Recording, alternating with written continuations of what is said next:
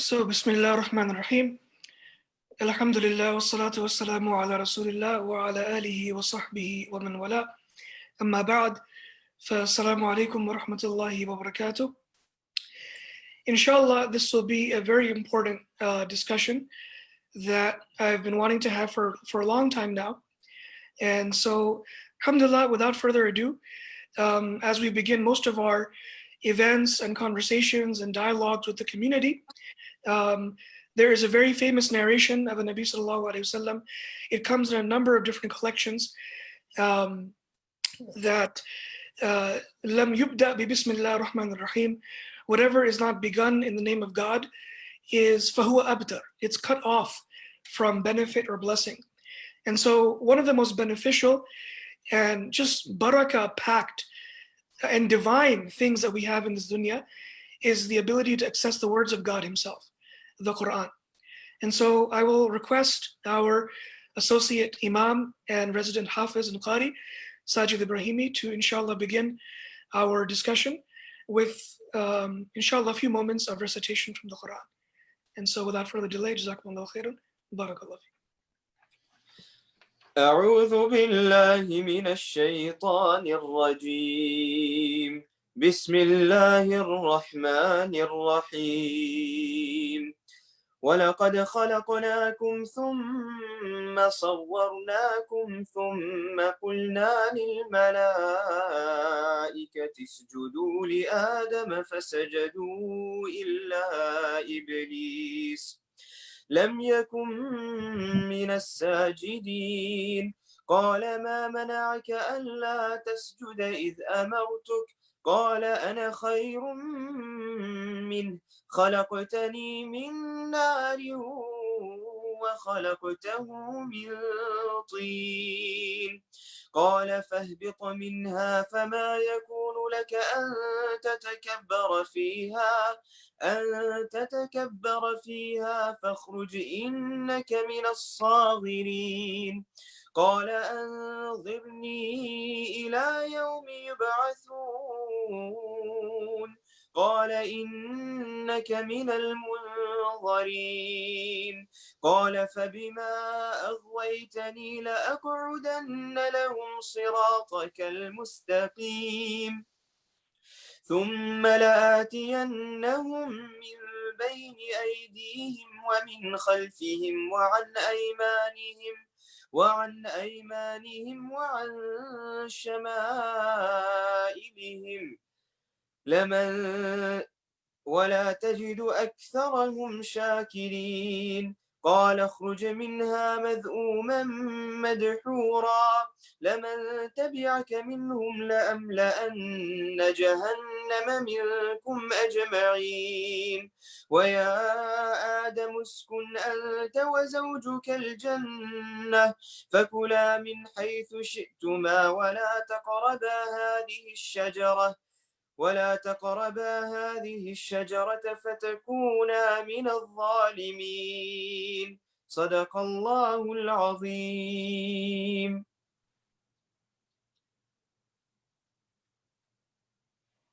Barakallahu feekum.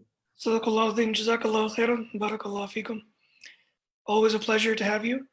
And may Allah reward you for your recitation and your parents and your teachers, inshallah.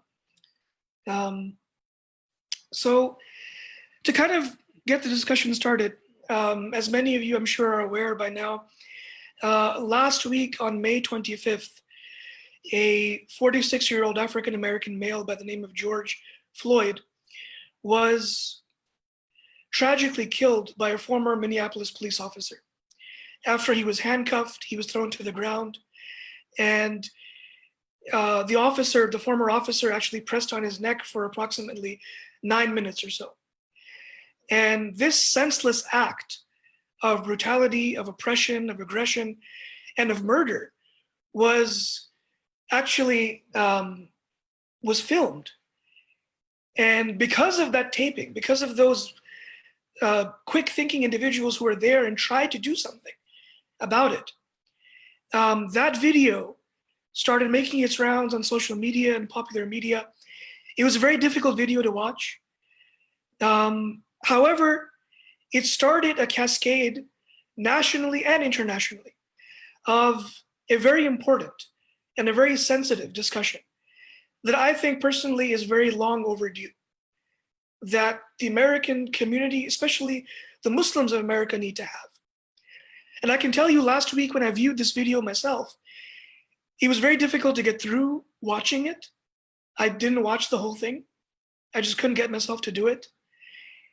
And then I thought about what my response should be, what the masjid's reaction or response should be, and what the community's response should be. And I immediately began thinking of the famous narration, and of course our esteemed Shaykh and guest will be able to correct me and speak more eloquently about this. There is a foundation and fundamental narration of Rasulullah sallallahu alaihi wasallam.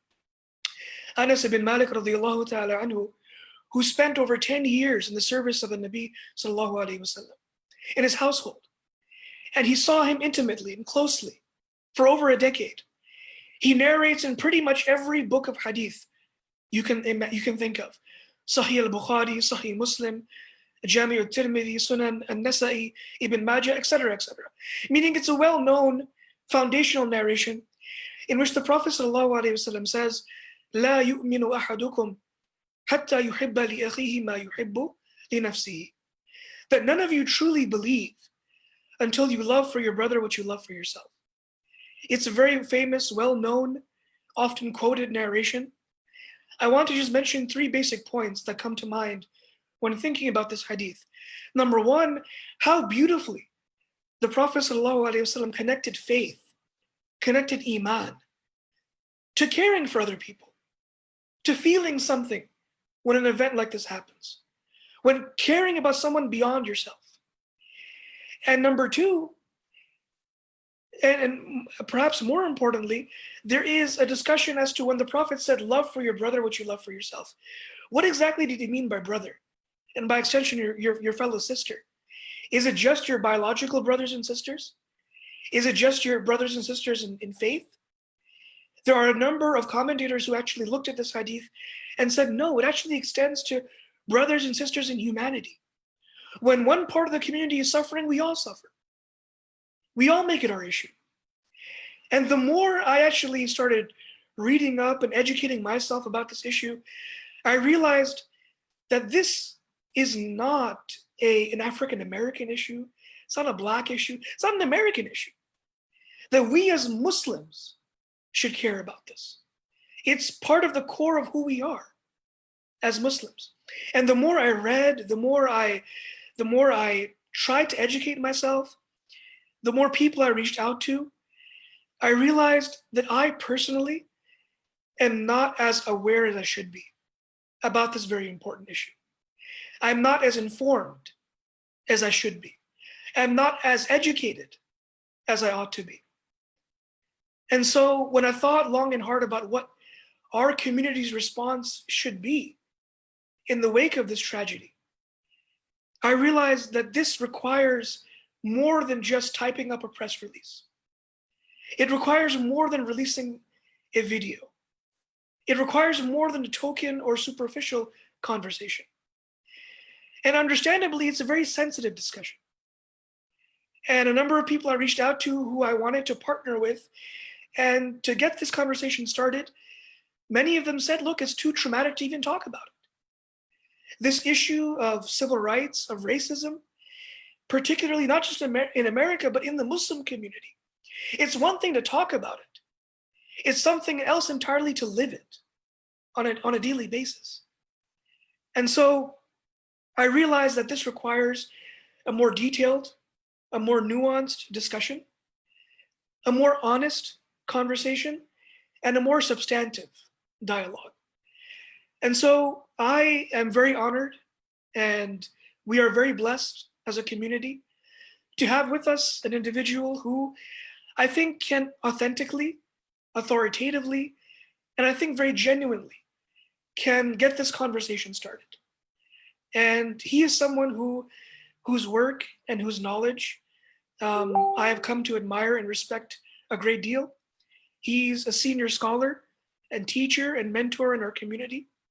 Shaykh McKinzie holds a bachelor's degree from the prestigious Islamic University of Madinah, as well as a Masters in Theological Studies from Vanderbilt University. He has served as Imam and Khatib and a teacher in various communities all across the country. And it is our honor and our pleasure and a blessing that we have him with us today. And so, inshallah ta'ala, without further delay, I wanted to get this conversation started and invite our dear and respected Shaykh to share with us his preliminary thoughts regarding the topic for today, the legacy of George Floyd, and an honest conversation about the issue of racism in America, but in particular, our very own Muslim community. And without further delay, فضيلة الشيخ فليتفضل مشكورا. جزاك الله خيرا. آمين. بسم الله والحمد لله والصلاة والسلام على رسول الله وعلى آله وصحبه ومن والاه. I really appreciate that introduction, and from both Imam Sajid and yourself, you did a very good job with making things easier for me. And the very first point that you made is the point that I really want to start off with, and that is that I think the Muslim community as a whole is not as informed as they should be, and has not taken this topic serious enough and understand that this is not some mundane topic that doesn't really affect us. This is a religious topic. Allah subhanahu wa ta'ala in the Quran talks to believers, Ya ayyuhalladhina amanu. So Allah tells the believers, call them, and he gives us a command. So those who believe, we should follow this command of Allah subhanahu wa ta'ala. Allah says, Kunu qawamin, be qawamina bil qist, shuhada'a lillahi, walau ala anfusikum awil walidaini wal aqrabin. O you who believe, be persistently standing firm in justice. So Allah commands us to stand up for justice and witness for Allah, even if it be against yourself or your parents or your relatives. So this is a serious ayah. Also, Allah tells us, or Allah's Messenger sallallahu alaihi wasallam tells us, that if we see something wrong, then we as Muslims are obliged to try to change this wrong, this injustice, this mistake. And if we can't do it with our hands, then we should try to do it with our tongues. And if we can't still, then we should at least hate it. So we're obligated to be concerned. We're obligated to be people of justice. And alhamdulillah, throughout our history, this has been who we are. And alhamdulillah, not only do we as Muslims see this, but even those who have studied Islam are Christian, Jews, Hindus, and I can name many names who mentioned how Islam is so explicit about justice and so explicit about racism, even though, and we see so many ayahs, and the ayah that the Imam started off with about shaitan. And this is scary, that racism is something that from the very beginning of our creation, we struggled with. From the very beginning, this was an issue. I'm better than this person. So Iblis did not bow down to Adam, though Allah had honored him, because what stopped him? Even though Iblis was, someone who was pious until that thing affected him, was no, I feel that I'm better. So this is, again, so scary, these ayahs and these ahadith. And likewise, Allah tells us that we have created you min dhakarin wa untha, something very simple. And people had issues with this even in the past, that, well, maybe these people are not really human beings. Maybe Allah says this over and over, and we have created you. All of us are brothers and sisters. Like you mentioned, you have to love each other. And ultimately, when you hurt one person, you hurt the other. And that one life is valuable. To take one life unjustly, it's like that you hurt everybody, because we're all brothers and sisters. And if you save a life, it's as if you save all of humanity. This point, I think we forget many times. And Allah tells us that He created us so lita'arafu. He tells us so that He created us differently so that we can consciously get to know one another. And then Allah says, Inna akramakum, the best of you, and are those in Allah, with Allah, that atqakum, and which is a very beautiful word, because this was Ramadan was all about, was taqwa. We fasted to get this taqwa, and Allah is telling us what makes us better is taqwa. And people would obviously they are concerned with oppression. They're concerned with the weak. And Allah tells us that this is who we are. And this was what Ramadan was all about. Also, looking at those who are less fortunate than us. So for a Muslim, we should be at the forefront of this issue. This is who we are. And alhamdulillah, we were here in America, for the most part, at the forefront. You find people like Muhammad Ali was very vocal in educating the people about racial injustice. And so Islam became synonymous with racial equality. Likewise, Kareem Abdul-Jabbar, who was very well respected and also has a lot of writings till today about this topic of racial inequality. Likewise, Malcolm X. So Muslims have a tradition. And this is why many people entered Islam, is because, especially because they had an answer for the race issue.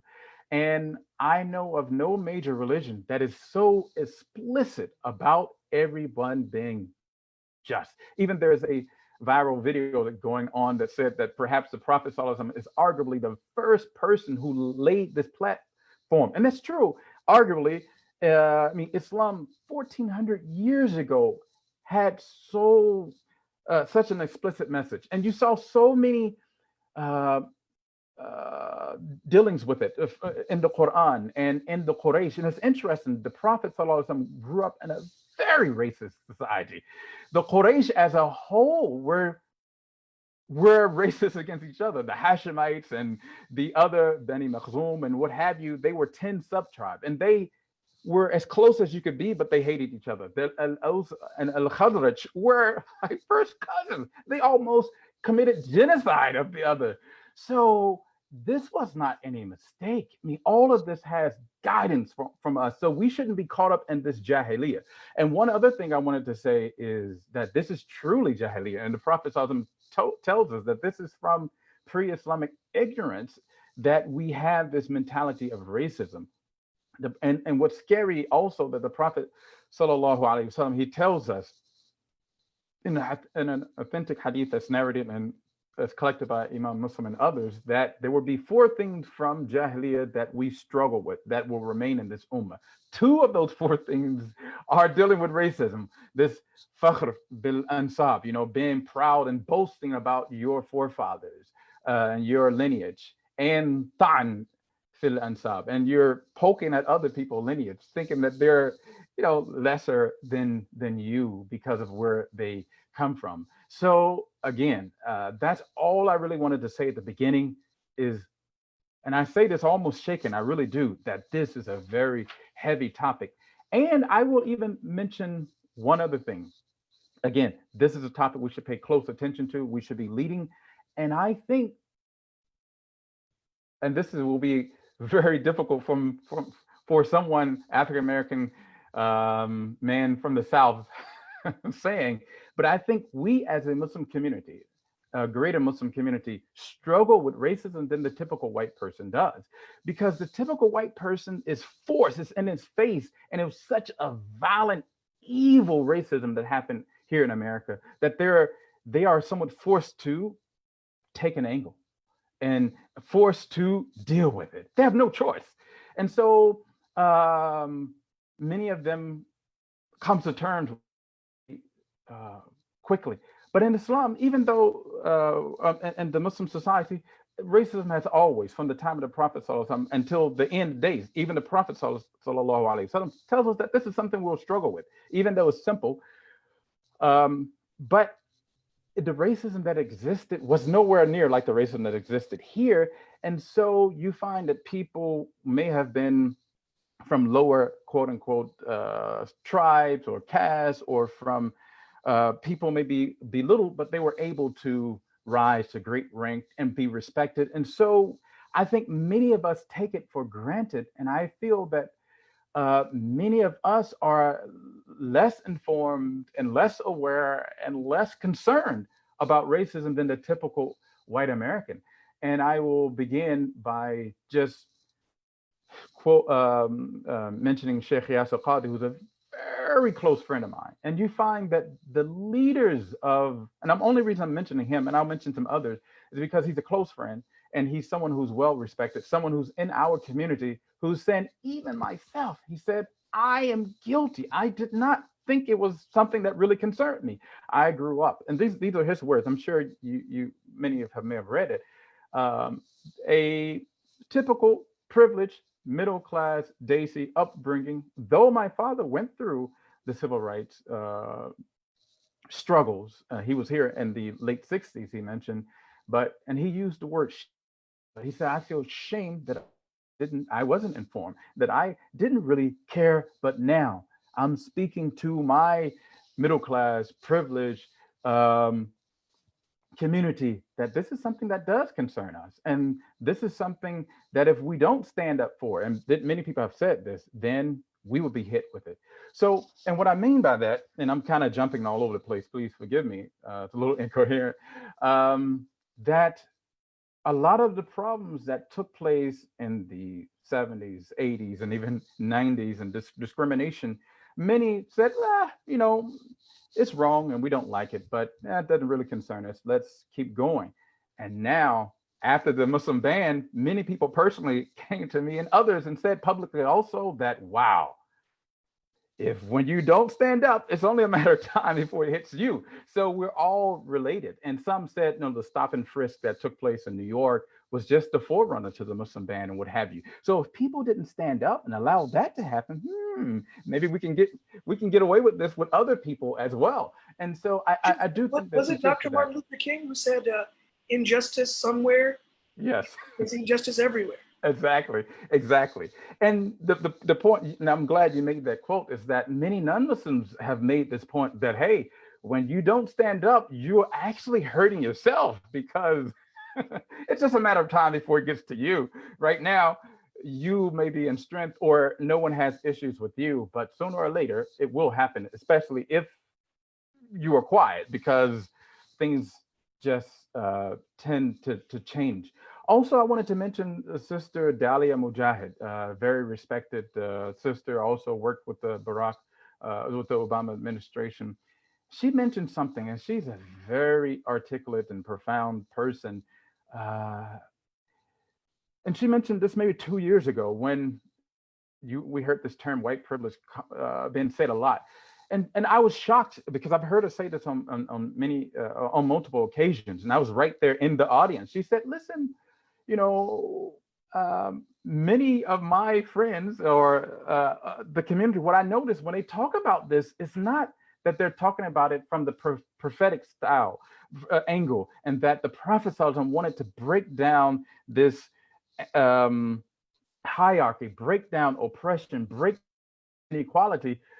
She was saying, and I think it's actually correct, that many of us we want to be privileged as well. We're like, hey, we have PhDs, we're medical doctors, we're at the top, but yet you look at us as the boogeyman, you look at us as, backwards because we're Muslims, but we should fit in and we should be accepted in that elite privileged class. And that was our concern, not necessarily fixing the system altogether. And I say this, and it hurts me to say this, but I have to be truthful. And I would say also that I am very, very much optimistic. I'm not saying that to make everyone feel good, but I am. And before I get to that, and that's the second point, I do want to mention one other thing. So I really want to establish that this is an important topic and that we are guilty and we have been neglectful as well. There are many stories of Muslims also feeling this racism or oppression from fellow Muslims as well. And I think sometimes as you hear this word implicit bias, and this happens with even Black people themselves, everyone against other Blacks or Latinos or minorities against other minorities. And we have to check ourselves like, wow, that really came out of my mouth, or that thought was really there. For example, a friend of mine, And that Colleyville Masjid is actually familiar with. He was invited to the Colleyville Masjid twice, named Malik Shah. He came for a parenting workshop, and he came for a couple years ago. Very, mashallah, very respectful, and a close friend of mine, brother. He mentioned that he went to this, basically the Colleyville of Memphis. It's called Germantown. It's very, affluent, very nice area. And he went to visit a Muslim family, and they weren't there. And as he was walking away, there was another Muslim family, it was a couple houses away. One of the teenage daughters saw them, even though they were dressed in, formal attire. They weren't dressed with hoodies or anything. But he saw how she ran into her house. He said, "Oh, that didn't look good, brother." One was an imam, and he was serving as basically a religious figure as well. So they were imams. This is a true story. And they were dressed properly, meaning they weren't dressed. It's okay to wear a hoodie, right? But anyway, he said, and he knows, he's from Detroit originally, that wasn't good. He said, "I hope we can get out of this town without, any trouble." Sure enough, the police was called. This is nothing new. And the police, he said, alhamdulillah, I was a black police officer. And the police officer was saying, yes, someone did call us and say something looked out of place. And he said, no, everything's okay. I know the family, both families. Malik Shah worked in the Islamic school, actually knew them. Really? So it was embarrassing. But he said, no, it's fine. And he called the brother, and they talked to the police officer. Everything was fine. And they were a beautiful family. Don't get me wrong. But this implicit bias, basically, you two guys don't belong here. And maybe you're up to no good. So I need to call the police because I feel a little nervous, even though you were going. So yeah, I only say that is because I think we have to check ourselves. And if we do that, then I think we have a lot to give. And let me say, now, I guess one other thing that is, I think, a little sensitive before I turn to the good optimism. Why am I so optimistic? Also, and this may be an insight that maybe some people don't have. Sometimes and this may sound a little incoherent also, I've entered masjids and I felt somewhat out of place because, sometimes you're asked, okay, what is your name? Oh, that doesn't sound like a John or Kenneth or Sally or whatever it may be. That name doesn't fit here. Let me change your name to sound.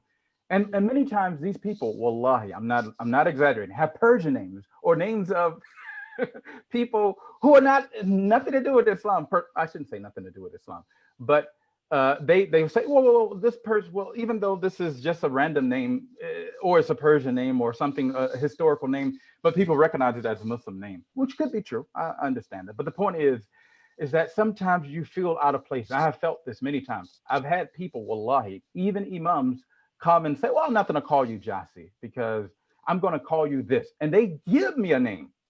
I'm like, wow. This happened to me in Medina. It happened to me here in America many, many times. So you're told that basically your name, you have to change. And that's what a lot of African Americans are told. This Shanila and all these names that you try to adopt this identity, that doesn't take our name. The food, the clothing, all of that is you have to change. And I know there are even African Americans who speak with like a foreign accent because just to fit in, just to feel, okay, this is, I'm more religious now. And you don't want to add to that, especially this is their history. And sometimes people they either have this inferiority complex or you push them away, like meaning that they just assimilate and say, well, I need to dress this way because being Black is not acceptable because I've been told that in school, your accent, your dress code, everything, your hairstyle, everything has to go, And so there's some truth to that. So I think we should be a little sensitive. And for the most part, I think most cultures are able, and that's the beauty about Islam, people from China, from Brazil, and from Africa, everyone is given their own identity, and African Americans who they struggle. I mean, they've been robbed of their identity. So we want to really be careful with this. But going to the optimism, First of all, and I mentioned this to Imam Anwar yesterday or the day before, is that it's amazing. The person who's in charge of this case out of all the people in America is a Muslim. Subhanallah. Allah has given us that dignity. And this issue took place right in front of a Muslim war. So we intersect with, and many of us are doctors, are engineers, are IT specialists, and we can help from the very top fix things, and we can help from the very bottom because many of us we're in the hood, as they call it, right? We serve. We have stores, especially like Memphis and the South. I know for sure. As a matter of fact, I say with no exaggeration that Muslims and from different backgrounds, they are the majority of the store owners, which tell us something also that African Americans are in deep trouble because many, and and many people tell me this, like I came as a refugee. I came not knowing English. I came very poor, and I'm well ahead of you guys. I don't see any black people, especially black males, in the IT field. I don't see, even you guys don't own your own business. Something is wrong with you guys. So some either say, you know, I need to help out because something is wrong. Or some say, I've been asked, like, maybe something is wrong with you guys. Like how I did it myself. I had nothing. And I was able to plug in. The American dream is real. You guys maybe are more inclined to criminality. Maybe you guys are, maybe there's some truth to what has been said. Maybe you guys should just be locked up, or most of you guys, that is. Maybe the typical black person is a bad person, is a felon, is no good. You know, and I can see how that could happen, but obviously I don't buy into that. I don't think that any person or any group of people is like that. So you could see there must be something really wrong if this is the case, and not to mention also Native Americans. Native Americans, maybe the one group in America that's even worse off than African Americans.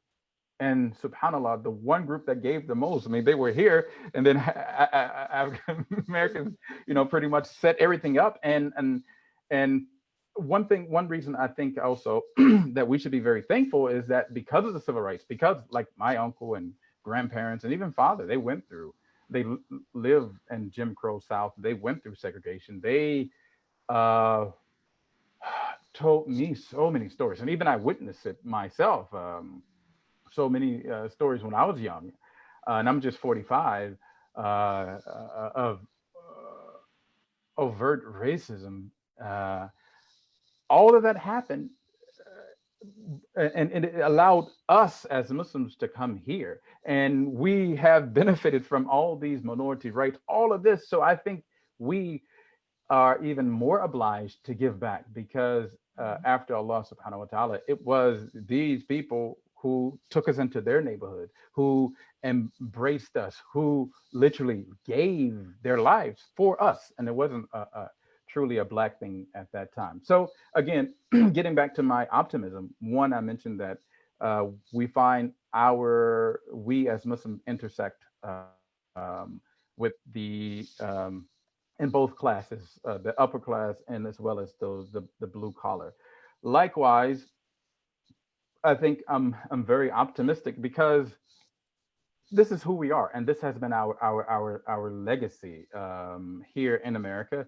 And we find in our books to be a good Muslim is a Muslim who is concerned about all lives and who are concerned about oppressions. Additionally, I think we have a lot to offer.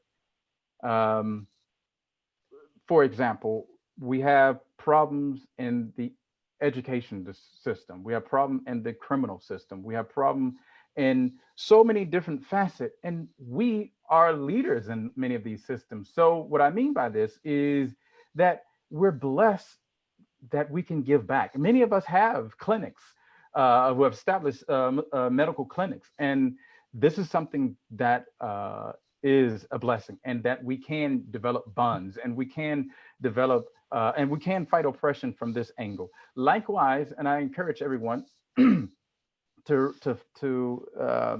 to educate themselves too, because racism now is very much indiscreet, is very much systemic and systematic.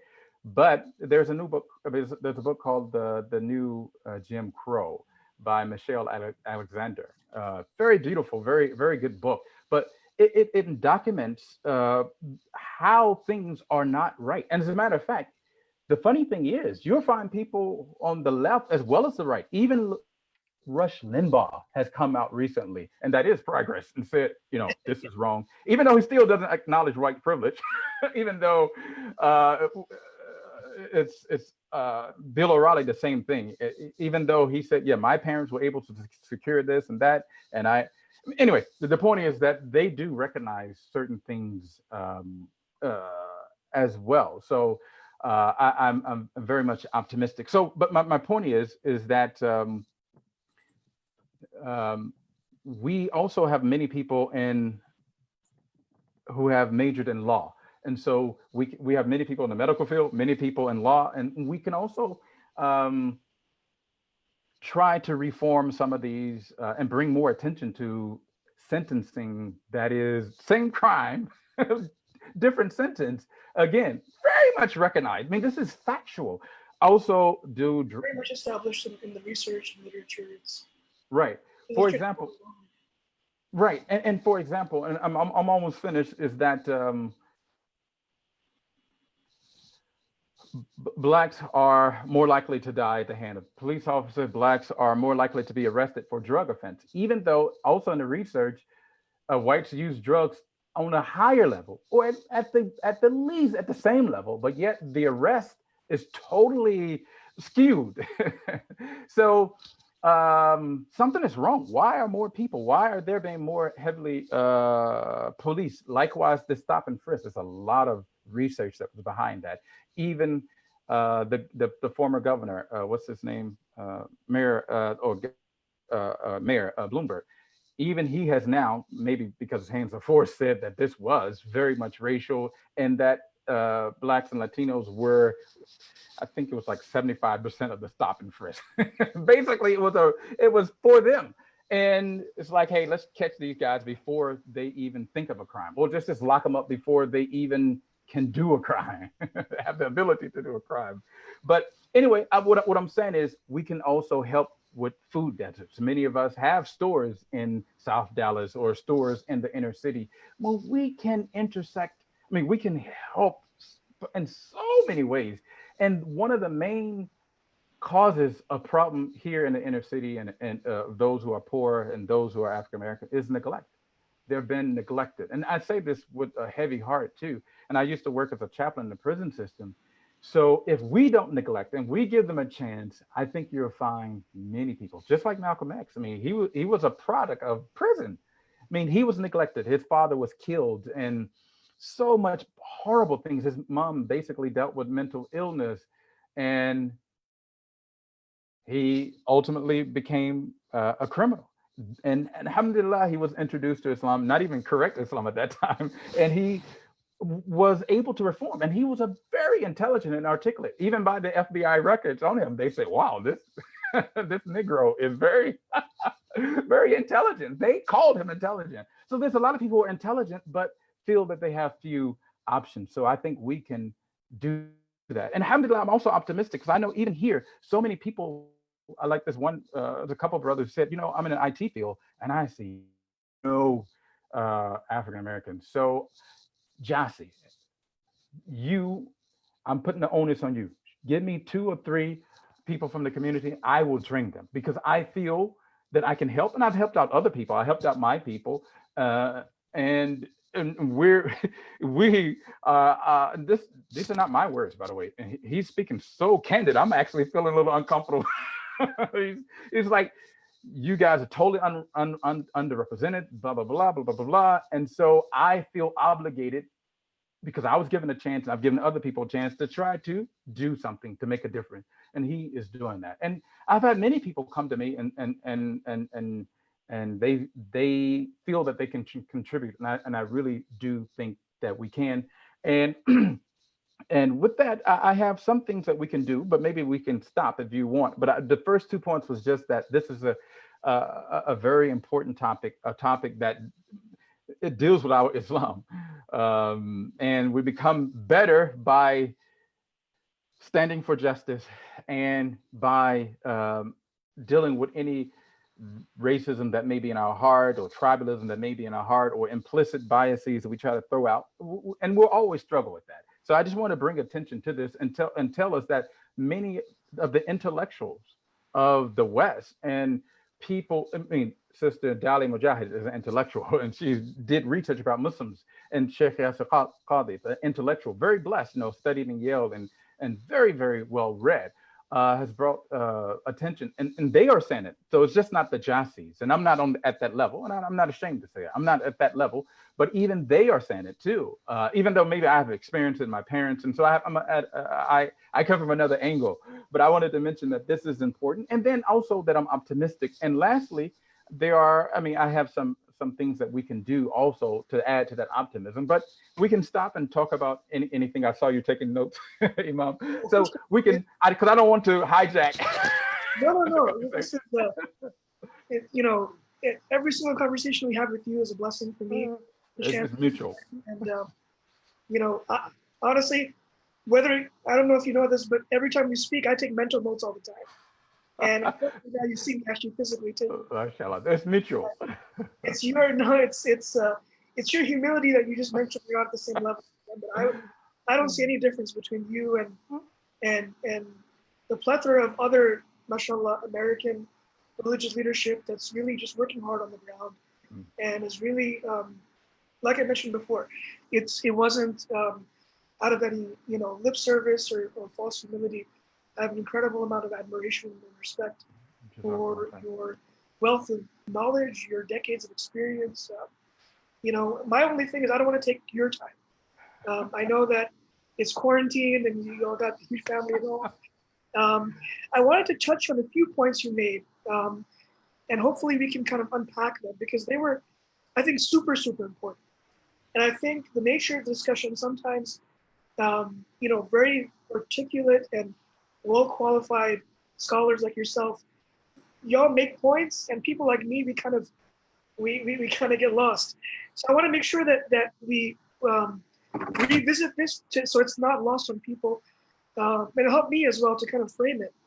You began talking about Shaitan and the story of Shaitan in the Quran, and this story is mentioned over a dozen times in the Quran, over 23 or so odd times. And there's a reason for that. I mean, the Quran doesn't repeat itself for no reason. There's so many lessons to unpack. Right. And perhaps I think the I don't know how to say it in like theatrical terms, but like the turning point of the story of Adam and Hawa and Shaitan is that crucial moment where he asked him to make sajda. وَإِذْ قُلْنَا لِلْمَلَائِكَةِ اسْجُدُوا لِآدَمَ, and we told the angels to make sajda to Adam. فَسَجَدُوا. The Quran immediately says they all bowed down. Right. They all prostrated. إِلَّا Iblis, except for Iblis.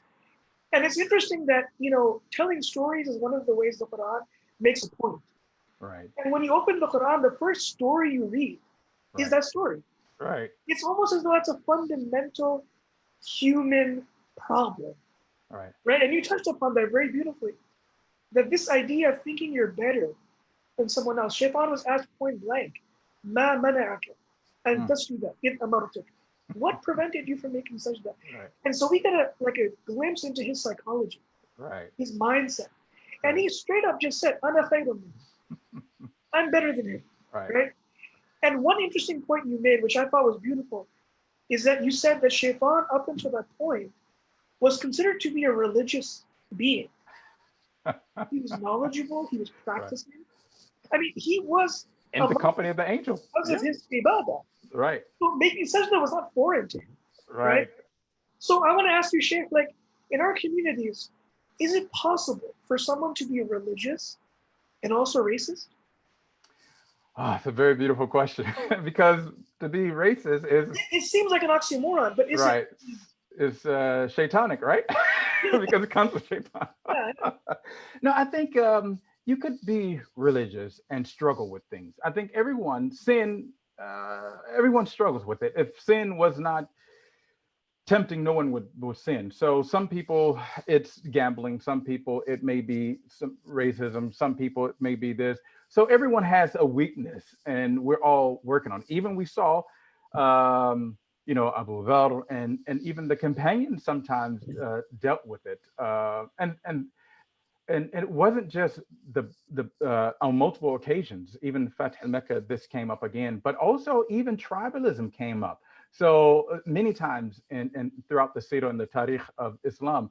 So people struggle with it and they had this disease and you have to fight it. So sometimes you have to fight jealousy, you have to fight arrogance, you have to fight. So like we all, no matter how healthy we are, we have periods of healthiness and periods of sickness. So I think, the same thing with these internal with metaphoric diseases also, and racism is a disease, and sometimes it may manifest itself and we have to suppress it, or sometimes jealousy, sometimes anger, sometimes all of these diseases of the heart, we have to keep them in check. But I don't think that if you feel that you have some of these tendencies or what have you, you shouldn't say, well, I'm a bad person, there's no hope, but fight against that and keep going. And there is hope, but I think being truthful to that is one of the greatest cures for that. All of these things are curable, and I really do think that all of us have some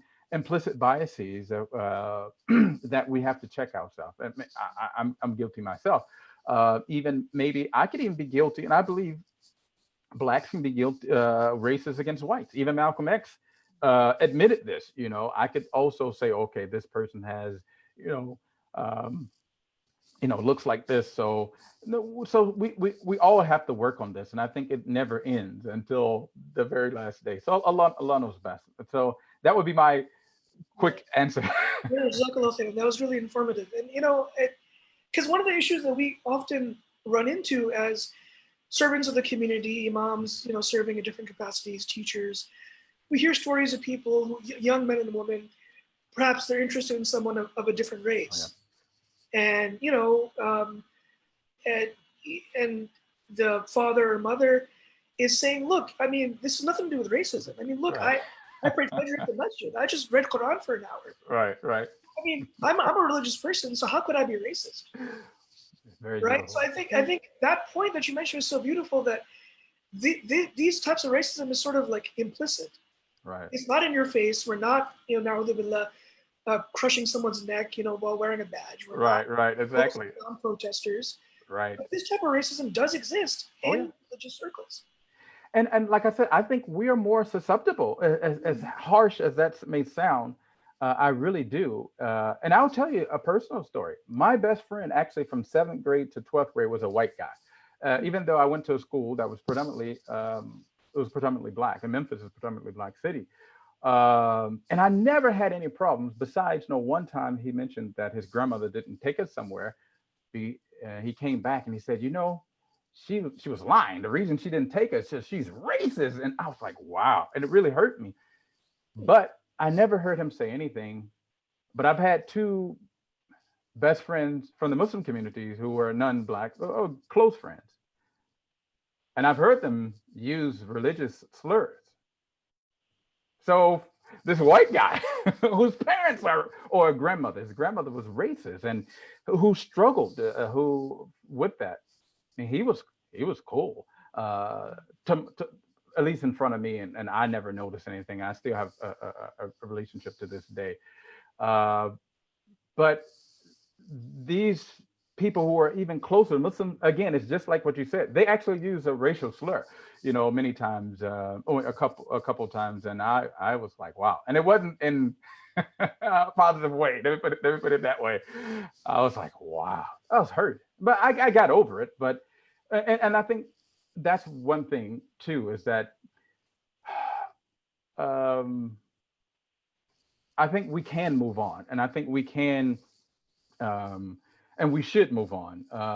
And sometimes, even if that person doesn't see it, hopefully, eventually they will. We have to be the better person. Wallahu alam.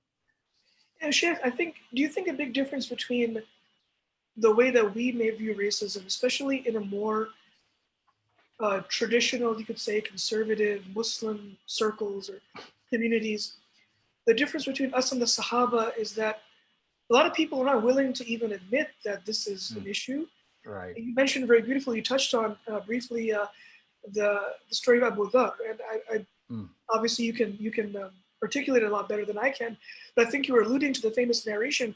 It's authentic narration, Right. where a very senior, respected companion Right. of the Prophet ﷺ, whose sincerity, whose place in Jannah is not questioned, and yet at all, and yet he fell Right. into the trap of making a human mistake, Right. of speaking disparagingly about another companion.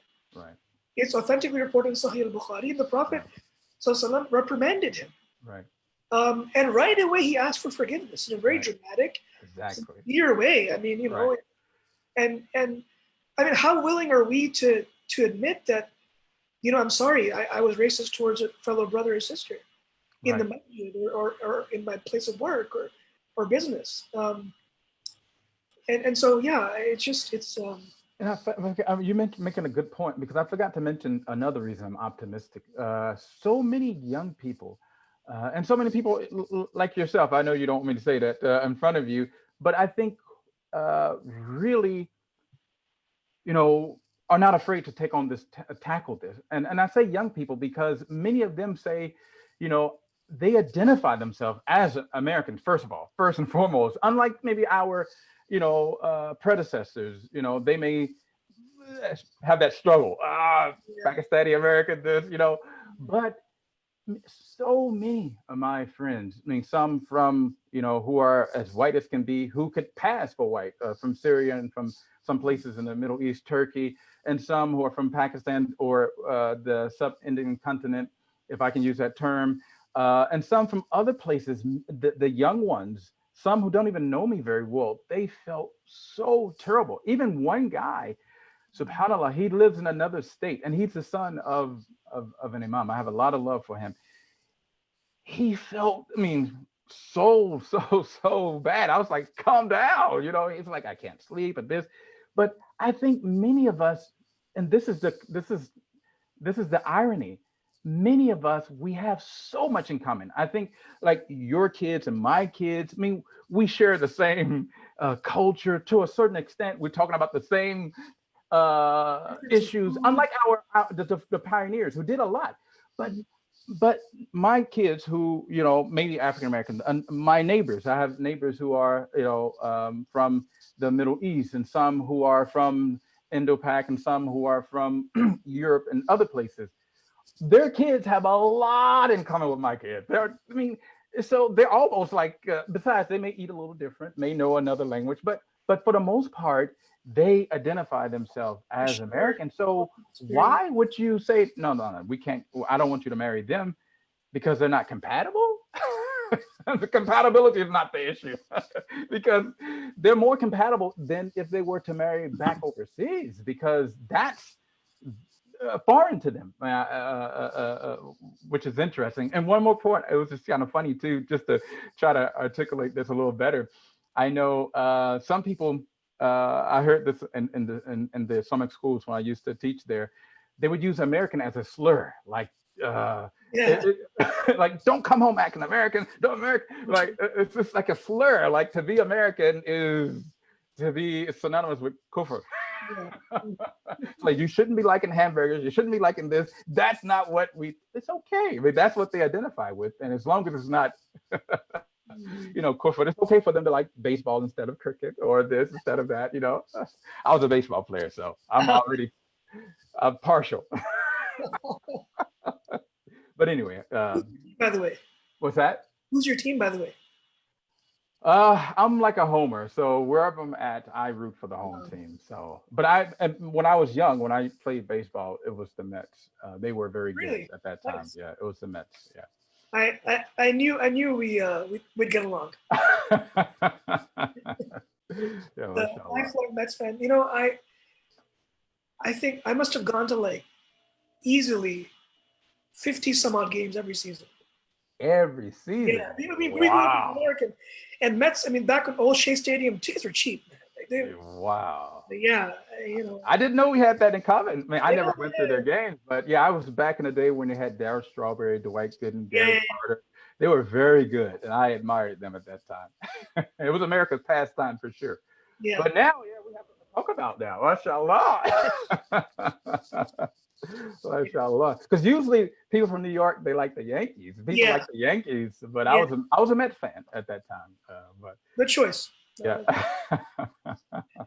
Um, so Sheikh, I want to bring you back to, you also mentioned something really important about, your own kind of personal journey. And very often, you lived in different places around the country, and very often you walk into a place that is supposed to be a spiritual sanctuary, a safe space for Muslims to worship their Lord.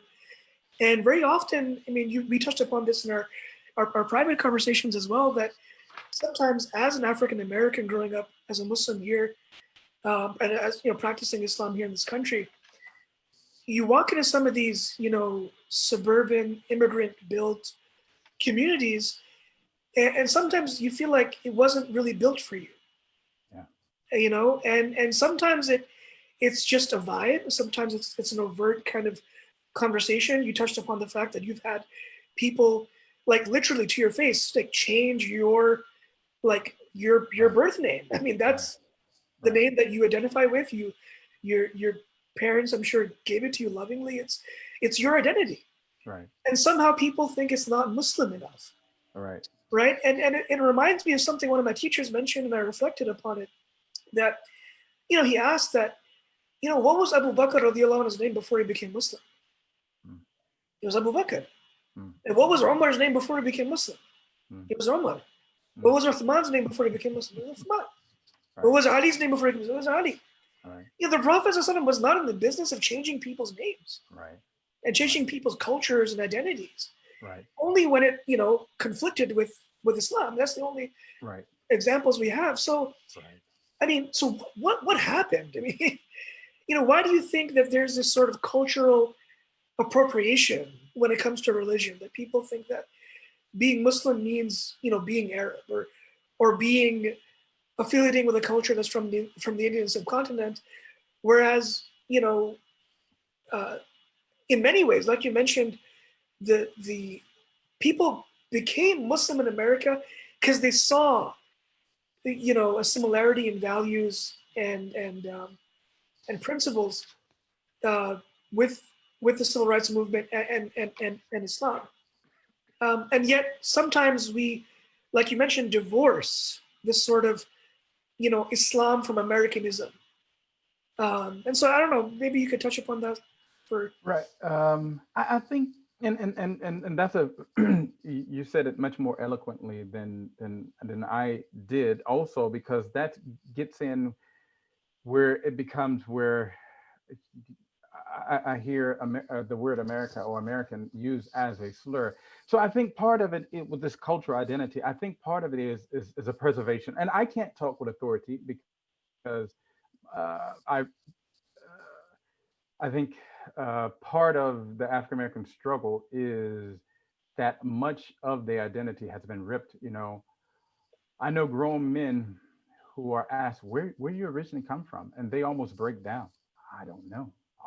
I know I'm from some place in Africa. I'm mixing this. They don't know what. So a lot of people take pride that this is my language, this is my culture. I come originally from this, and many whites also can say I originally, we're from Italy and Germany. We're from this. Like Trump can do it. Many people can do it. We're originally from Italy. Originally from this.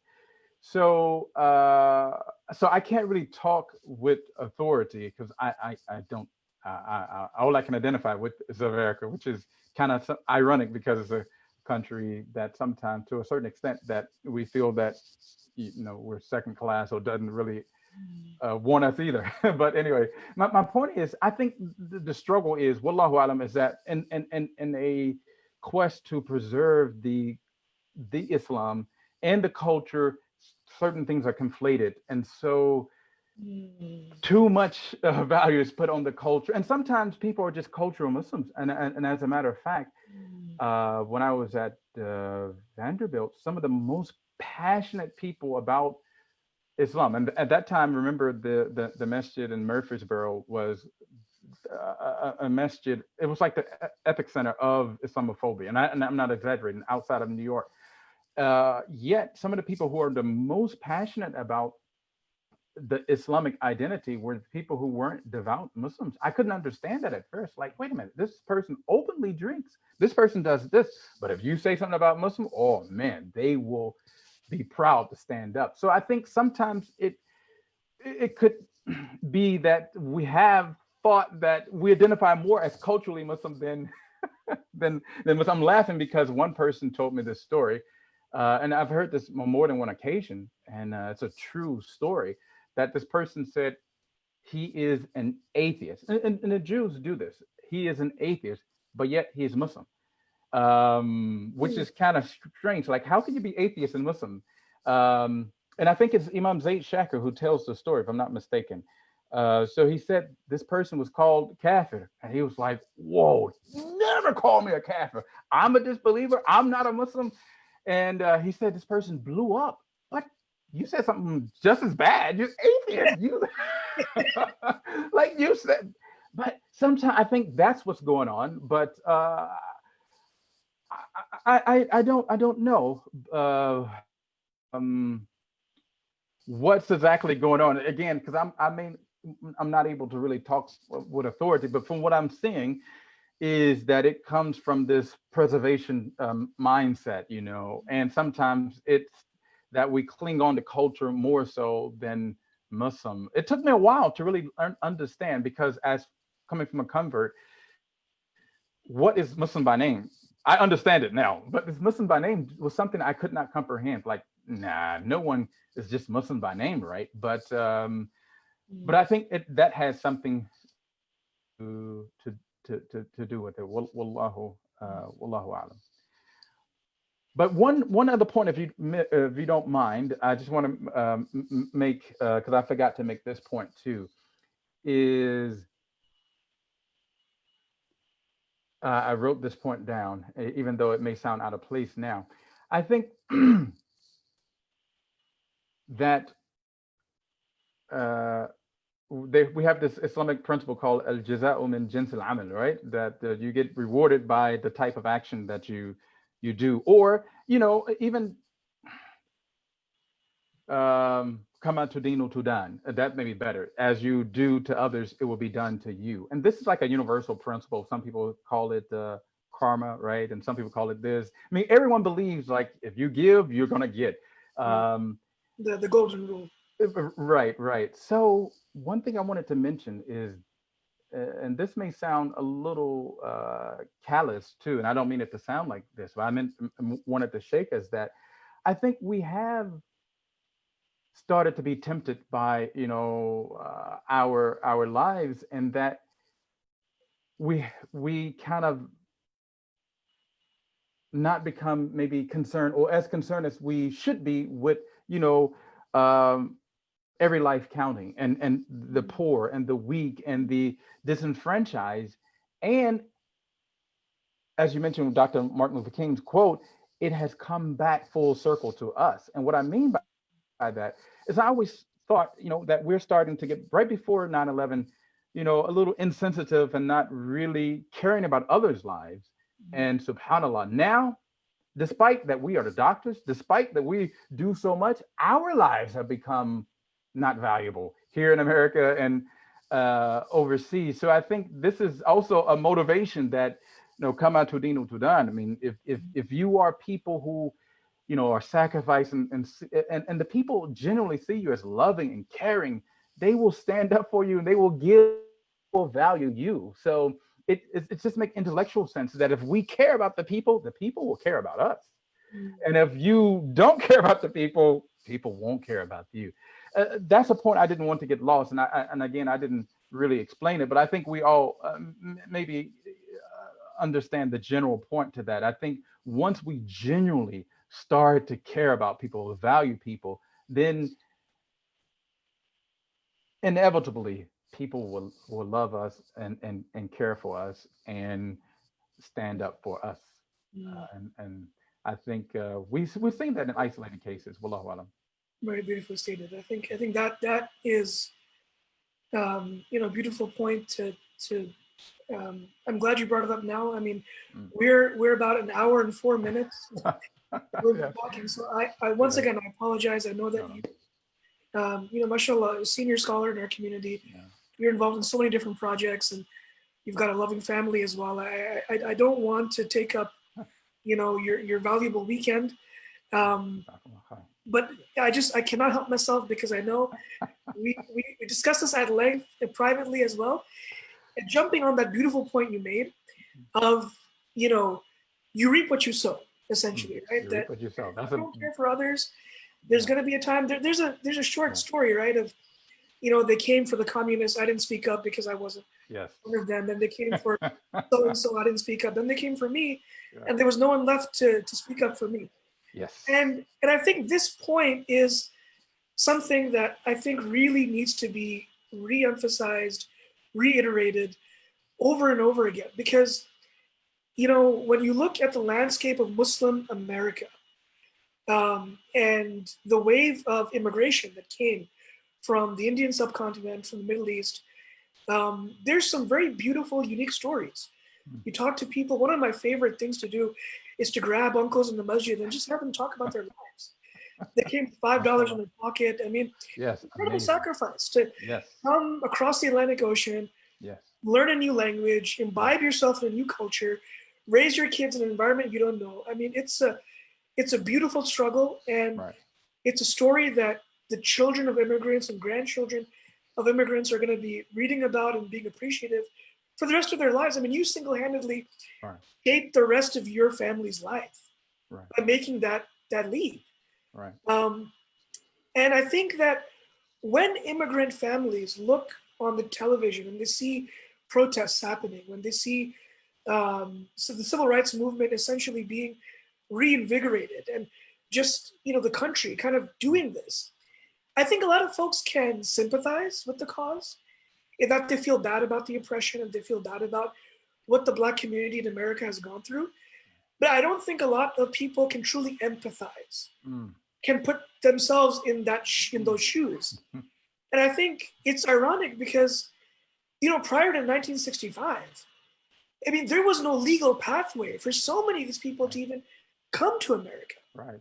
And we forget that. We forget that there was no opportunity. Right. It didn't matter how ambitious you were. It didn't matter how gritty you were. It didn't matter how intelligent you were. There was no way for you to come to America until and unless it became signed into law in 1965. And the only reason that came to fruition is because 1 year prior, Dr. Martin Luther King presided over Lyndon B. Johnson signing the Civil Rights Act of 1964. Right. And that paved the way for you to come to this country. Now you come here, right? And so you're living now, you're a professional, you get to send your kids to top-notch colleges, you live in a safe neighborhood. Who paved the way for that? I mean, who marched and protests to make sure that banks and college campuses and landlords who are fielding applications for apartments cannot discriminate legally based on the color of your skin? They can't discriminate based on your country of origin or what language you speak. I mean, so many of these opportunities were forged in this movement. And so I think as a community, predominantly, I can only speak for my people. I mean, I came from, Desi suburban family, and my father came here, and he remembers, ironically, it's actually ironic that he actually came and he studied for a little while in Corsicana, Texas, Navarro College. Wow. And it all comes full circle because I would live in Texas. So, and he remembers, and I'm sure a lot of people out there who are old enough remember when they came here, there were still signs on restaurants saying, "We won't serve Jews. We won't serve Blacks." And so, this movement happened in front of your eyes. And by and large, immigrant families who live in suburbs and they go to Masjid and they have the freedom and the privilege and the opportunity to get a small business loan to start up a business. They get to send their kids to top-notch private schools. They live in safe neighborhoods. The reason why the banks aren't redlining those districts and college admissions committees are seriously taking applications from Middle Eastern, families, and they see kids. I mean, Right. it's we owe so much to the Right. sacrifices Right. and the struggles of Right. of the Black community, of the civil rights movement. And so I don't think we get a pass here. We don't get to say that's a Black issue or that's an American issue. I mean, Right. it's No, I think we owe a lot, and the beautiful thing is that we have a lot to give. I think we have a lot to give, and Islam is the greatest that we can give. I'm a recipient of that.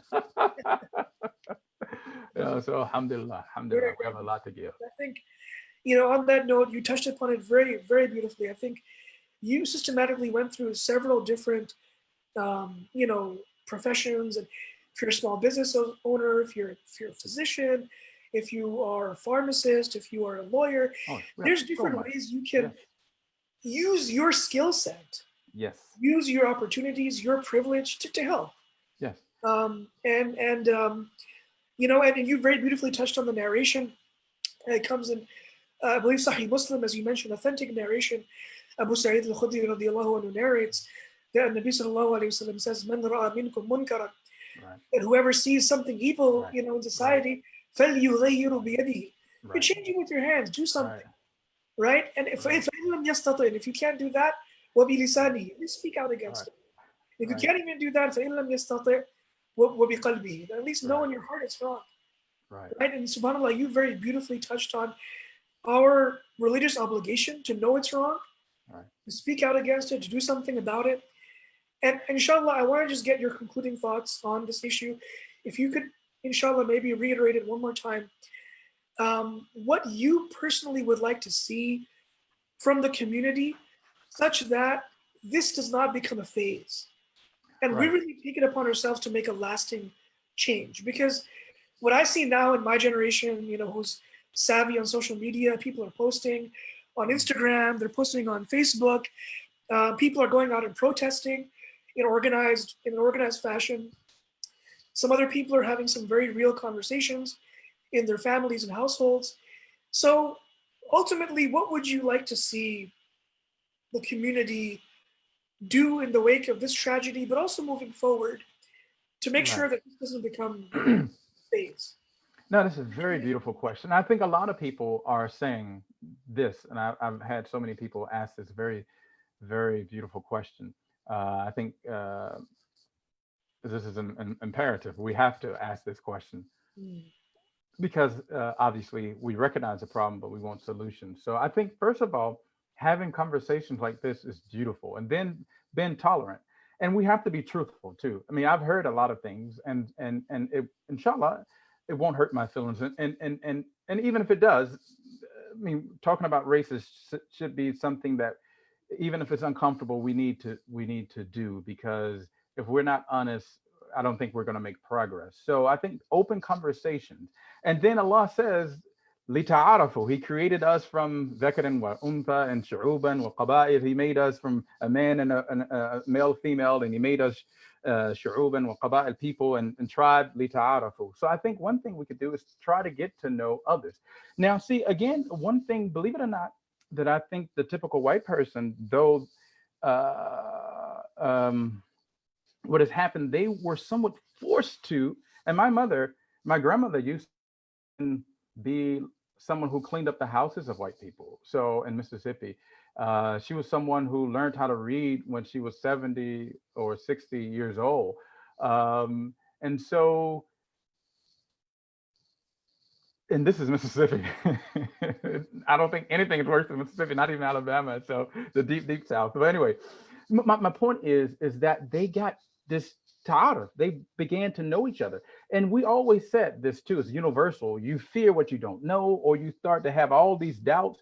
And I think many of us don't interact enough, and we feel a little uncomfortable going into neighborhoods and what have you. And I've met, and this is kind of funny, this is very funny, and I won't talk too much about this, but I've met people who, Imam, they went to certain neighborhoods, you would think they're not from America, because like they're stuttering and they can't understand. I'm like, whoa.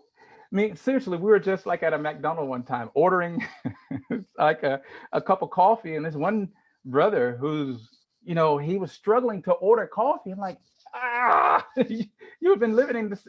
But yeah, this area, this accent, this is just totally foreign to him. You see what I'm saying? So it's as if I'm totally out of my element. I think we should, obviously, in a careful way, introduce ourselves to other communities and to poor communities and what have you. And I think this will cause us to create or to make progress. Additionally, I think there's social justice organizations out there. Even Muslims are a part of many of those, even leading some of those. Additionally, I think we should empower the youth. The youth are, mashallah, many of them are on top of it. Many of them are married to people from outside of the ethnicity. Additionally, I think we should have regular programmings. And I think many masjids, even I saw this from all the masjids in Memphis, have agreed to have regular programming for the foreseeable future. So they want to do something once a week to have this conversation, and to really make progress, because it's not going to be one conversation that's going to make progress. And, again, it may take a little while for my heart to be felt, or it may take, like I could come from a law background, or so it may be the thing from my profession. Like, for example, one person is talking about discrimination or inequalities in healthcare. Another person is talking about this, just bringing awareness to this issue. Some people, and this is pretty funny too, Imam, thought that racism was unreal. I mean, wasn't real. I'm very true. Like, I haven't seen it. I mean, I've always been treated decently. I have dark complexion and blah, blah, blah. I don't think it's real. So some now are starting to be more open to it. Some say, no, I believed it was real, but it was just number 19, number 20 on my scale. So I think if we have regular programs, and then maybe utilize February to really springboard and talk more. But the reality is, African Americans are in deep trouble. And they have things to do too. I mean, they have to talk about their children being born out of wedlock, criminal system, even though obviously racism plays a part, but they have to check themselves, music, the culture. And so I think everyone has to do something, but I do think we owe something to Native Americans and we owe something to African Americans, those two groups. And I remember, and I say this, and I'm almost in tears. I went to Amazon in Seattle, and I saw tremendous amount of Chinese, a tremendous amount of people from the Indian subcontinent, tremendous amount. And I could understand where Trump was a little bit where he was coming from. He had this fear because I saw almost more than even whites, even though this is by no means I'm not justifying it, but I just saw it right in front of my eyes. Amazon, huge company. And then I could probably count the number of Black people I saw.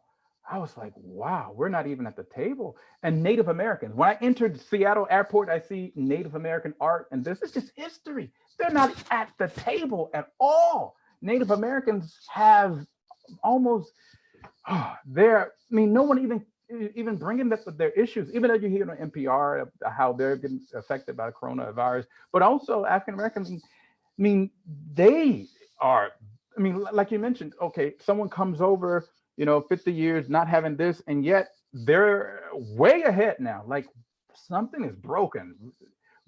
So anyway, I think that we have to talk about that, because what are some of the reasons behind this? And I think many of us, we can make change, even politically now. We have Muslims who have their own city council, their state representatives, and now even at the federal level, meaning part of the Senate and part of the congressmen, and we have more and more. It's only going to grow.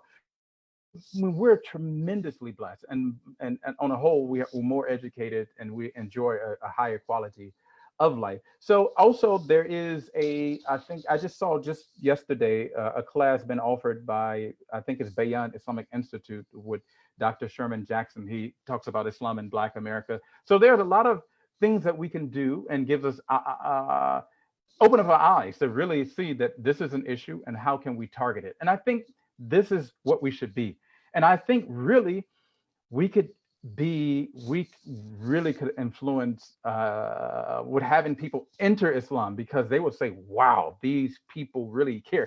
These people are in our neighborhoods. And when I first entered Islam, Islam had a positive a positive connotation, a positive picture. Unlike now, when I thought about Islam or Muslims, I didn't know anything about Islam. I thought about Muhammad Ali. I thought about Kareem Abdul-Jabbar. I thought about people cleaning up neighborhoods. This is what I knew Muslims to do. So even though I grew up a very, very conservative Christian, Southern, Black, but I knew Muslims were people who were good people. So I think if we go back to that, just like you said, you reap what you sow, it will come back twofold, threefold, sevenfold, 100-fold. So these are a few things that I think that we can do. And we, like I said, we check ourselves, and we also talk to our families. And I think we sit down, just like we read Riyadh al-Salihin. We say, this is a issue. What do you think, son, daughter, what have you? And we just talk about it. I mean, because we're affected too. Islamophobia is real too. I mean, many sisters say, I don't wear hijab, not because I don't believe it's not obligatory. I don't want to be identified. Which hurts me to hear that. I'm scared of being a Muslim because people look at Muslims bad. So I think we help ourselves as well. Wallahu alam. Those are just a few things I think that we can do to address this issue. And I'm optimistic. I think we just do a couple of them. Inshallah, we'll make tremendous progress. And the aqibah is for the muttaqeen. The good ending will be for us in this world, inshallah, and hereafter. I literally, I could talk to you for hours. No, it's mutual. Out of respect for your time, I know it's supposed to be an hour-long program, or an hour and 21 minutes or so. And again, I keep apologizing to you about this, because I know how valuable. No, I'm enjoying it.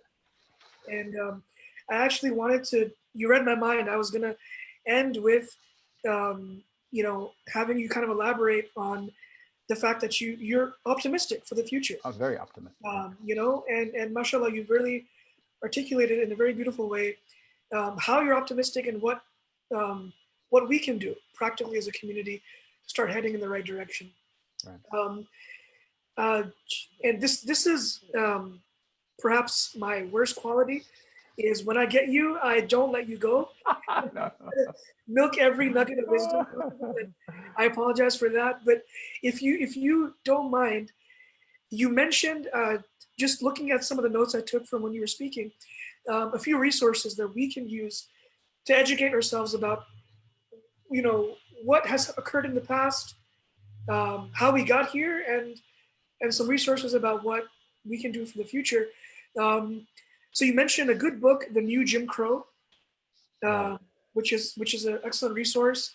For those listening who are subscribed to Netflix, there's a really cool documentary called 13, right, which is surrounding the 13th Amendment, which is very often praised for being a tragedy in American history, for emancipating slavery in America. But unfortunately, as she goes into some of the legal thought process behind that amendment, that essentially, instead of physically enslaving Black men and women in America, we're going to try to make the justice system such that their lives will be criminalized. And so it's a really good look as to how racism can be systemic. Right. And we talked a lot about, in this conversation, about how racism can be implicit, how it can manifest in the Muslim community, but racism is very much, system. The laws are built, as you mentioned, to favor certain communities over others. And so, what are some resources you can recommend for us in terms of literature, books, things that you came across in your own reading that you think might help the rest of us get to know this topic a bit better? Right. I think one of the ones that the 13th, that I think that's very good, because it's a documentary. People can see it and they can hear it, and there are people who are authoritative. And this is one of the big problems. And obviously, it's dealing with the criminal system too at the same time, and that's really why people are on the street as well. I mentioned Dr. Sherman Jackson. He has written very respectable scholar. He's not only a scholar academically, but he's religious and devout. You don't see those combined much. Shaykh Gyasi McKinzie also, he's academic, intellectual, as well as practicing, in the masjid and in the university. You usually have one of the two. So I think his books also, he talks about Islam and Black America, and he has a class for those who want to look video and just listen. So that's out there too, and I think it's free as well.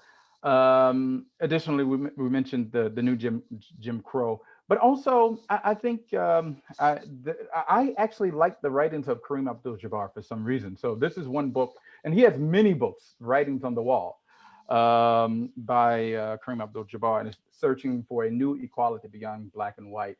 And I have other writers too, but some are more aggressive than others. So I think maybe starting off with those, I have books around me too. So some people may have already, I don't think you can see them, already get a like a cheat sheet. But what I can do also is I can send a list of books as well.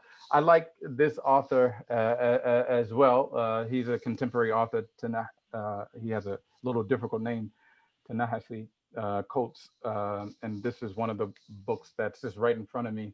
And his books resonate with me, and I think even one of the members of Colleyville, I forgot his name, he'd read a few of his books as well. So I have several books dealing with different aspects, but I think maybe those are the main ones that we can deal with, because they are the contemporary in the face issues, dealing with the criminal system, dealing with injustice, dealing with how indiscreet it is, but at the same time how unjust it is. And what I can do, I compile some things as well. But I do also, the reason I'm a little shy is I want other people to give and contribute books and articles that they have read as well. And there are many articles, and there have been that you can find on USA Today, and that you can find on CNN, that you can find again, Kareem Abdul-Jabbar, he has written many articles, just short articles as well. And this is something that I will prepare more so. And then I actually would love to see other people prepare something. For example, mentioning Malik Shah, he comes from an educational background. So most of his books will deal with the neglect in education and the problems with education. As a matter of fact, a lot of the people here in Dallas were talking about this is something that we need to pay a lot of attention to, because how the schools are funded. And even that there's one video that talked about, that went viral, systemic racism. It talks about education. So there are several things, and I just don't have them on the top of my head, but I can definitely share. But those are a few that I think will be good to start off with. That was a good list to start off with, inshallah. Can I ask you, would you consider the autobiography of Malcolm X to be a required reading for? Oh yes, for very beautiful. I'm glad you mentioned that. The autobiography of Malcolm X is perhaps, after the Quran, one of the leading books that calls people to become Muslim. So many people, white and black and white, and Latino, I know, said, I just read this book. Mm-hmm. And when I grew up, Malcolm X was someone who was revered and respected, and now his narrative is starting to die, unfortunately. But he was bigger than life type of in the early in the 80s and even early 90s. Now I feel that it's starting to die, unfortunately, and I think that's just because of Islam is starting to be replaced. And this maybe is a good point too, maybe to end. I think it's very important that all of us stand up and make sure that Islam is something that does have an American representation. Now, when people think of Islam, they think of all the way in Iraq, or our divorce is given thousands of miles. They don't think of people like you and I, for example. Or sometimes people will say, McKinzie, this is weird. So this shows you regression. You Muslim? How can you be Muslim and your last name is McKinzie? Like, wow. they're saying Islam is not for you. I mean, these are typical Americans saying, which is no doubt ignorance, but that shows us also that we have to be careful with names, with dress, and with things. We could be sending the wrong message that if you want to be Muslim Sally, you got to be like me. You have to change, or Islam is not for you. Like some people think, for example, just dealing with Judaism, whether it's true or not, it doesn't matter. And I'm not trying to say anything disparaging, but some people feel that I can't go to a synagogue. I can't Jewish because it's not for non-Jews. So I've had people think like this about Islam, and we don't want people to do this. I know many people actually, they were scared to come to the masjid because they felt that even though they needed guidance, they were interested in Islam, they were like, can I really become Muslim? Because my last name is Smith or what have you. But yes, Islam is for people like you and people who grew up and are Met fans too. Islam, Muslims are Met fans. We have to send that message. Otherwise, we really are pushing people away. It sounds funny, but it's a real point. It's a very real point. Wallahu alam. Well, again, thank you so much for your time and your knowledge and your wisdom. May Allah increase you and reward your teachers and allow us to truly appreciate the services that you provide to our community. And it was an honor and a pleasure to have you for khutbah back in February. And like I mentioned, it was my intention to keep calling you every month, and this pesky virus came, and we. Inshallah, let's open up. We will definitely collaborate more. We'll do more programming together. Every single time we talk, I learn so much. And I keep saying it's mutual, and wallahi, I mean that. And I hope you know that and you believe that. I mean, and the Colleyville Masjid is very, very, very blessed. So, and I mean that.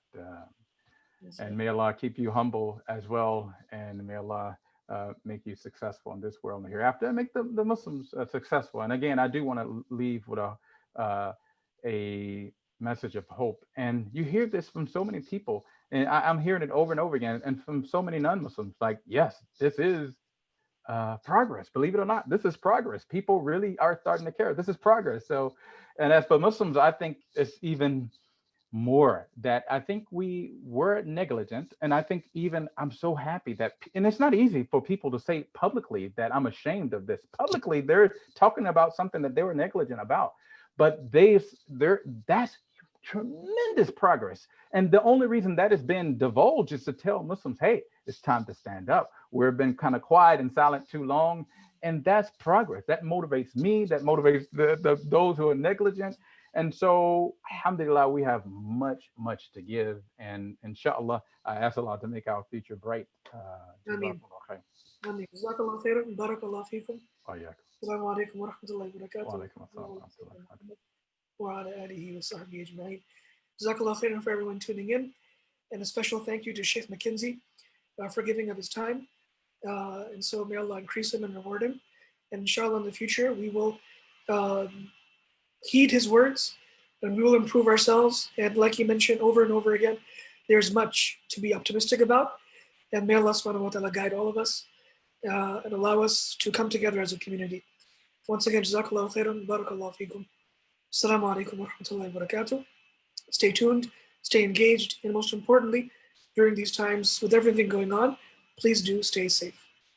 Wa sallallahu ala sayyidina Muhammad wa ala alihi wa sahbihi ajma'in. Assalamu alaikum wa rahmatullahi wa barakatuh.